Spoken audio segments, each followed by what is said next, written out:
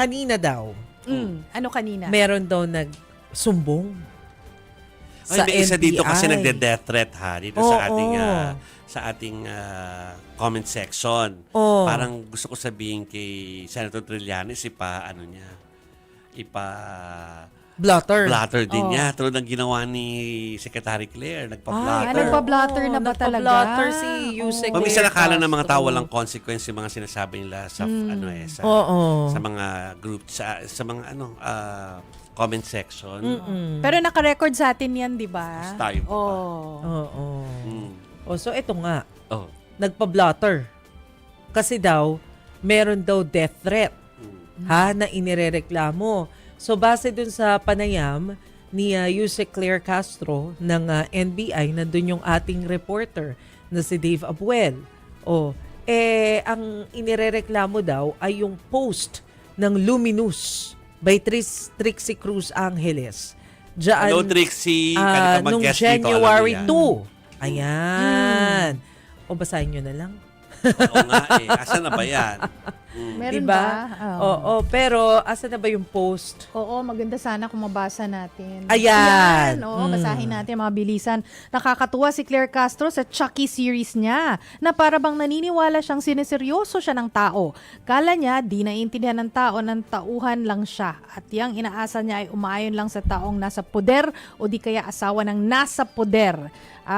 Doon na tayo sa sana rin sa bagong taong ito, maintindihan mo na oras na nilaglag ka ng humans mo. Ito yun appendix at coccyx mo lang ang walang latay, resulta ng mga pinaggagawa mo. Nakakatakot naman talaga sasabihan ka ng ganyan. Parang wala nang matira sa katawan mo. For background, Oo. si Trixie Angeles po ay dati ring secretary ni President Bongbong Marcos. Siya ang unang-unang communication secretary ng Pangulo.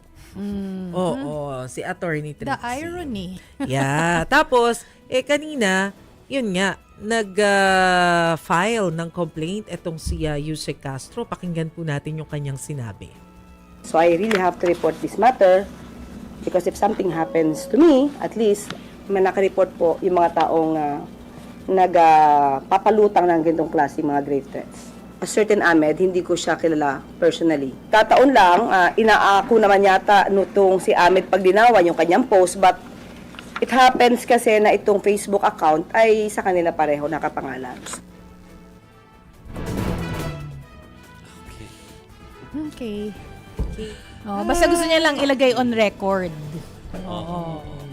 Ano sana? May sabihin Ni sana ko. Yusek Pero Claire. hayaan na natin na si Yusek Claire ang magbigay ng kanyang mensahe. Bukas naman may press con. Baka Para- ma-elaborate ni Ano, Ante Claire. para sumagot na ulit sila Trixie. So ito yung sinabi po ni Secretary Claire. Yusek Claire. Dapat na ma-exercise ang ating freedom of expression. Hindi po nadadaan ang anumang diskurso sa pagbabanta sa buhay, yung pagiging bayolente. Huwag nilang gayahin ang mga idolo nila. Favorite line ni Yusek Claire yan recently. Yung wag gayahin ng idolo. Oo. Lagi Uy, niyang sinasabi dun sa mga critics na parang tulungan niyo muna ang inyong idolo. Huwag gayahin ang idolo nila. Yan. So, agad bang may sagot ang kampo ni former kalihim Trixie? Nasaan ang dulo ng script? Hindi ko mahanap. May bago? Na, Ay, oo. ano daw sabi? Eto. Yan nga.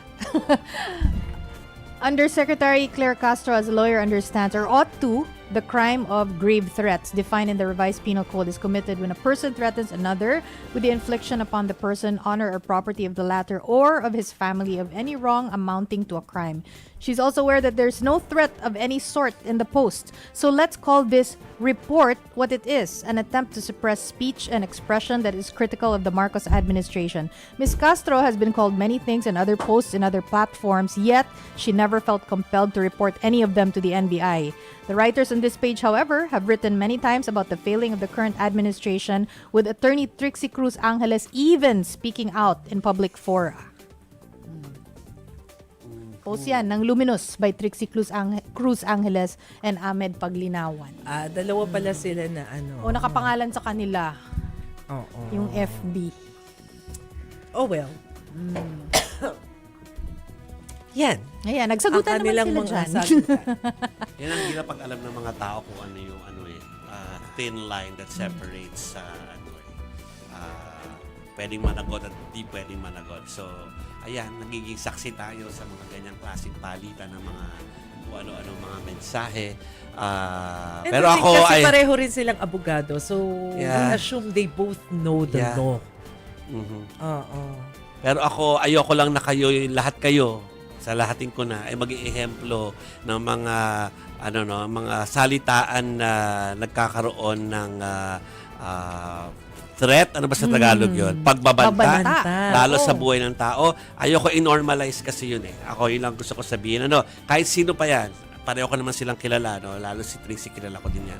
Because she was once my, tagabigay ng mga, explanation nung panahon ng impeachment ni Magdano Corona. rin.